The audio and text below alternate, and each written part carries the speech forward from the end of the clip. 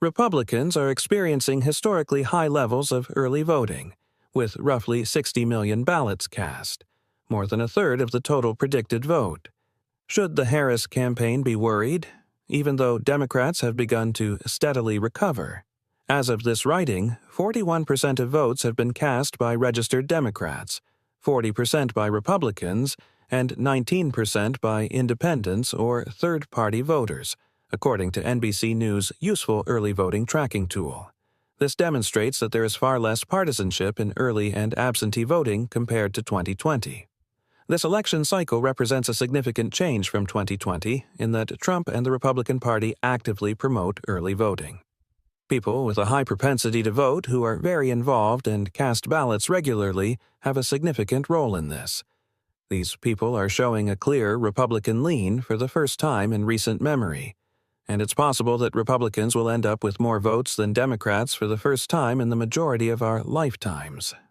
Because of this dynamic, Trump may be able to sustain a tiny loss of the independent vote while still maintaining a respectable lead in the national popular vote and the critical contest for 270 electoral votes.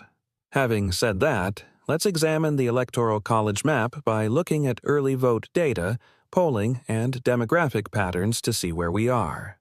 I will not go into every safe state for each contender since I want to keep things moving.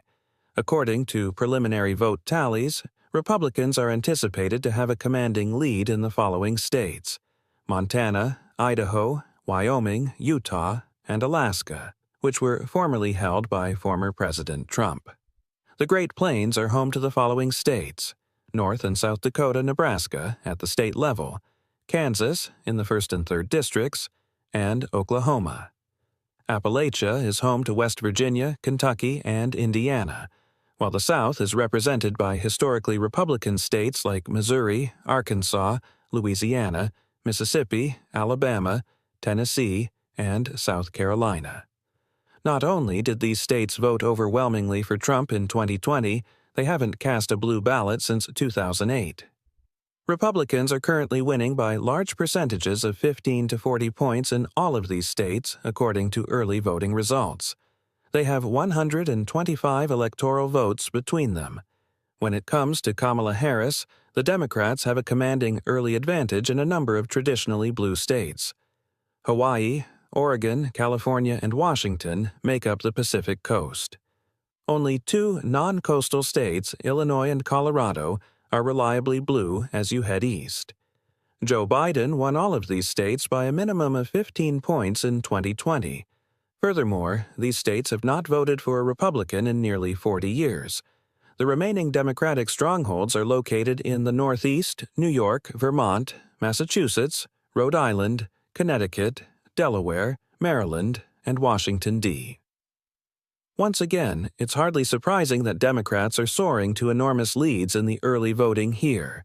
All, Kamala Harris now has 190 electoral votes thanks to these states, while 17 remain on the fence. Neither candidate has a real chance of winning the majority of these remaining states. Both Iowa and Ohio, states that Trump won by 8 points in 2016 and 2020, are likely to remain in his grasp. The 2nd Congressional District of Maine, which is among the most rural, oldest, and mostly white in the nation, and could perhaps lean even farther to the right this cycle, is also one that he should hold on to. When it comes to New Mexico, Kamala Harris should have no problem winning.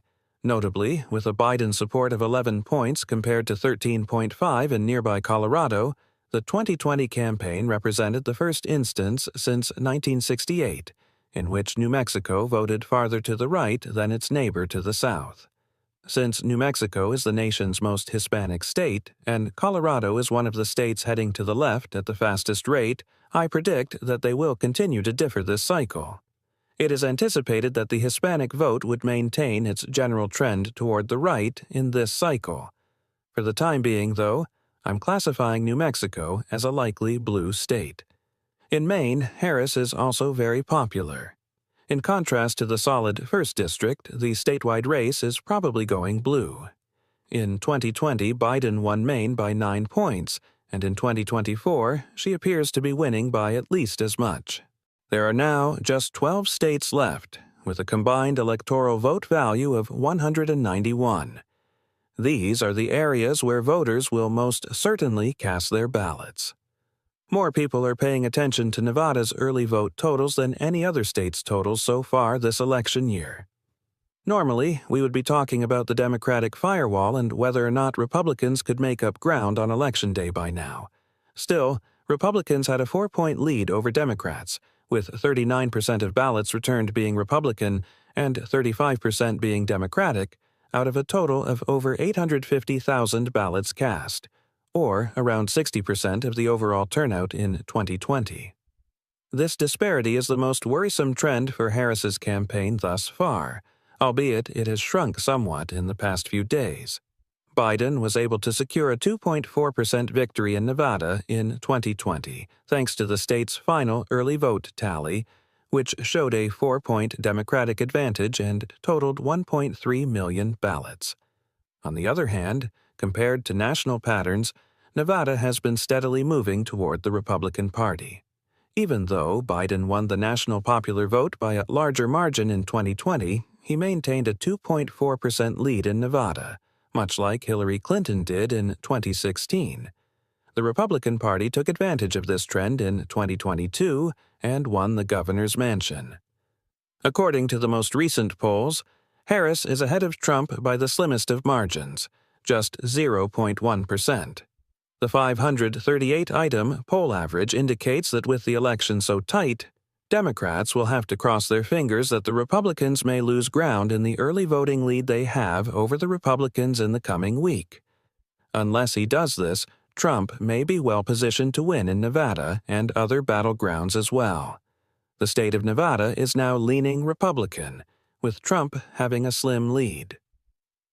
Next stop, Arizona, for yet another Southwest race with intense competition.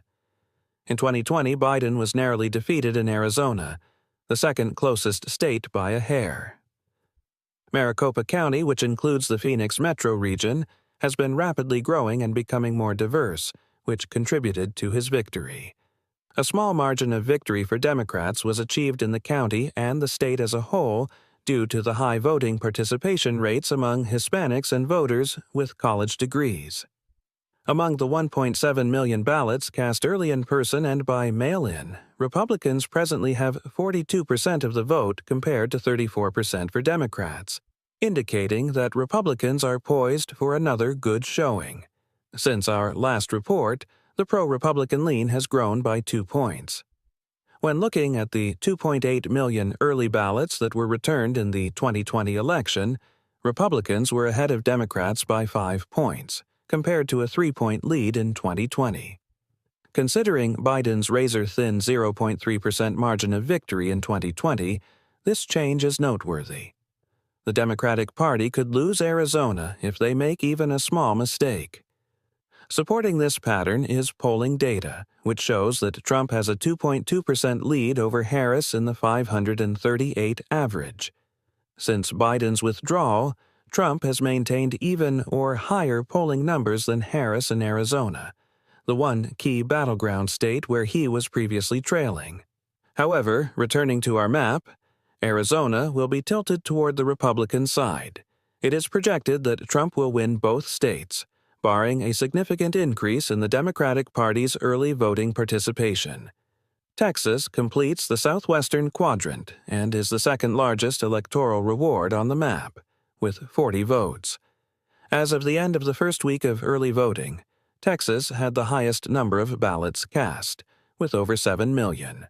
With 51% of registered Republicans and 37% of Democrats casting ballots, the Republican lead has shrunk to just 14 points, but it remains substantial. Reflecting on 2020 once more, the Republican victory in Texas that year was Trump's by a razor-thin margin of 5.6%. Over 9.5 million people cast ballots early or absentee, and the Republican Party had a 17-point advantage. With around 2/3 of the vote cast, the Democrats are, if anything, doing better than expected. At this moment in time, Trump leads Harris by almost 7 points in the running average of the polls, suggesting that he will exceed his 2020 advantage. The Democratic Party may have reached a ceiling in Texas in 2020 and will have a hard time improving upon that result this cycle because to the continued Republican trend among Hispanic voters.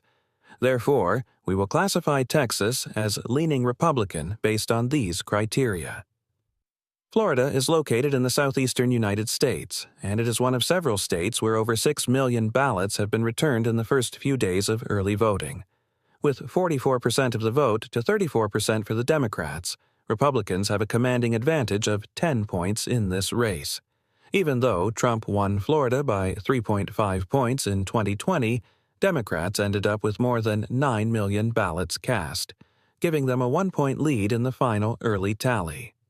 This is another worrying indication for Kamala Harris. Since 2020, Republicans in Florida have registered much more voters than Democrats, causing the former to struggle in recent years. Since then, Florida has also seen a dramatic rightward shift, most notably in 2022 during the localized red wave, when Senator Marco Rubio and Governor Ron DeSantis were re-elected with enormous margins of victory, each by more than 15 points. Trump might secure Florida for the GOP in 2024 with the largest margin of victory in the Sunshine State in decades, according to polls. Our map now shows Florida and Texas as leaning Republican due to these patterns. Joe Biden won Georgia by a razor-thin margin of 0.2% in 2020, turning the peach state blue for the first time in 30 years. The following state is Georgia, which was the closest race that year. High voter turnout among black voters tilted the state ever so slightly in favor of Biden, and the fast expansion and diversity of Atlanta were major factors in his victory here.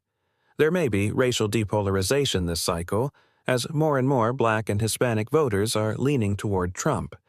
In Georgia, where Democrats depend on high turnout and big majorities among black voters, recent polling crosstabs from mid-October to the end of the month show Trump up by more than 20 points among black voters compared to 2020. This might present a significant challenge for the party. With almost 3.5 million ballots cast in person or by mail, Republicans are currently leading by 3 points, 48% to 45%, and early voting in Georgia is also breaking records. Although the margin has shrunk somewhat, it should be remembered that out of 4 million ballots cast early in 2020, Republicans managed to outnumber Democrats by 8 points. Even while the Democratic tally may be skewed because of the initial flood of Democratic-leaning mail-in ballots, Harris's campaign is seeing Georgia as a key early voting battleground. Even though we'll be keeping a careful eye on these data over the next week, Georgia is still leaning Republican on our map for the time being. North Carolina is the next stop on the path up the southeast coast. Democrats will need to establish a strong early voting lead here to prevent Trump from easily winning the election in rural, Republican-dominated counties. Among the 3.3 million ballots cast so far, Republicans have a 1-point lead over Democrats, who are once again underperforming. In 2020, with almost 4.5 million votes cast, Democrats had a 5-point lead over Republicans going into Election Day. Nonetheless, Trump ended up winning the state by more than a point. Democrats are, once again, failing to meet their 2020 expectations in a state where a large turnout is crucial to their chances of winning. With North Carolina joining other Sunbelt states in the Republican tilt category on our map, Trump currently has a 1.1% lead against Harris in the 538 average. With 6 states remaining, Trump's electoral vote total rises to 268, just short of the crucial threshold. Let's move on to the Midwest, where Harris and Walz both hail from, the home state of Harris, Tim Walz. Joe Biden won Minnesota by 7 points in 2020, with 13% of early voters leaning toward the Democratic candidate. With almost 1 million votes cast and counted, Democrats now have a 23-point lead over Republicans. Since early in-person ballots have begun to replace the initial waves of mail-in votes, this lead has shrunk slightly. We still have Minnesota marked as a lean state for Harris and Walz on our election map. Wisconsin, Michigan, and Pennsylvania, the WIMPA states, will once again be pivotal in this race, and we can now zero in on them. From 1988 until 2016, these states voted in lockstep with the Democrats, but in 2016 they swung to Trump, giving him the 270 votes he needed to win. But in 2020, they all turned around and supported Biden again, paving the way for him to become president. Both candidates' chances of reaching 270 in the 2024 election are highly dependent on their performance in at least one of these states. If Trump were to win all 4 Sunbelt states like he did here, Kamala Harris may still get 270 electoral votes by sweeping the Rust Belt states. Thus, she could need all 3. Among the 3 states in the upper Midwest, Wisconsin is often considered to have the greatest Republican leanings, both in terms of population and political makeup. Because of its larger and more rural population, Wisconsin has leaned further to the right than Pennsylvania and Michigan in the last several election cycles, and its white working-class voters have been particularly receptive to Trump's message. Despite trailing Clinton by approximately 6.5 points and only winning by 0.7% in both 2016 and 2020, Trump significantly surpassed the final polling averages in this region. Also, Biden's lead shrank to the same 0.7% margin in 2020's final tally. According to the average of 538 polls, Harris is now leading by 0.7%. As in-person early voting has continued, the Democratic lead in the early voting process has been shrinking. The Democrats are now leading the Republicans by 11 points, with more than 1 million ballots cast. It would be interesting to observe if Republicans can achieve the same level of participation or perhaps higher than in 2020, when they were outnumbered by Democrats by 8 points in the roughly 2 million early votes. A notable early tendency, meanwhile, is the disproportionately low attendance among minorities compared to whites with college degrees. This might work in favor of Harris in the most populous of the key battleground states, Wisconsin. At this time, Wisconsin's position on the map is completely up in the air. On the other hand, I've been more bullish on Harris's prospects in Michigan than the whole picture suggests. In terms of basic bluesiness, Michigan stands out among the 3 WIMPA states. In 2020, Biden won it by nearly 3 points, and since then, Democrats have demonstrated good performance in contests that are closer to the ballot. With an exact 1% lead among key battlegrounds, Harris continues to dominate. According to the most recent 538 polling average, with nearly 2.5 million early votes in, Democrats now lead by 5 points, 47% to 42%, a notable decrease from the 14-point margin saw in our previous update. Nevertheless, among the 3.2 million early and mail-in ballots cast in 2020 for Biden's victory in Michigan, Republicans actually outnumbered Democrats by 2 points. These facts lead me to believe that Harris will be elected as the state's leaning Democrat. The only remaining battleground state, with 19 electoral votes, is Pennsylvania. According to Nate Silver's most recent prediction, which gives Pennsylvania a 34% chance of deciding the election. This highlights the importance of the state. The chances of Harris and Trump receiving 270 electoral votes go to about 90% if they are able to win this state. At this time, Trump is leading by a razor-thin 0.4% edge in the polls, and neither contender has held a lead of more than 1% since early September. The Keystone State is a true red-blue swing state. There have been 1.6 million ballots returned, according to early voting figures. Voters in Pennsylvania who would like to cast a ballot by mail must visit the county clerk's office to do so, as the state does not offer conventional early voting. It was anticipated that these votes would skew Democratic, and the current breakdown is 58% Democrats and 32% Republicans, for a margin of 26 points. On the other hand, the Democratic lead is far lower than it was in 2020, when it was 65% to 24% among 2.5 million ballots of this sort. In 2020, the lead was 31 points. Approximately 1 million votes were in the Democratic column 4 years ago. Nearly half of that is still there today. After all votes are cast and tallied, this pattern indicates that Republicans might end up with a higher overall return rate than Democrats. In light of this change, I'm updating the chart to show that Trump now has 287 electoral votes, since Pennsylvania is now tilting Republican. This leaves New Hampshire, Virginia, and Nebraska's 2nd congressional district, all of which trend more toward the Democratic Party as secondary battlegrounds. With 13 electoral votes cast and nearly 2 million ballots returned, the Democrats continue to hold a commanding lead of 50% to 39%, or a D+11 edge. Biden received a 10-point victory in Virginia in 2020, the biggest Democratic margin since FDR in 1944. Early voting accounted for over half of the total votes cast in 2020 and had an 8-point lean toward the Democrats. After taking into consideration the initial inflating of mail-in ballots, Democrats still have a good chance of winning. In Harris's likely blue column, I'll put Virginia. The Granite State follows.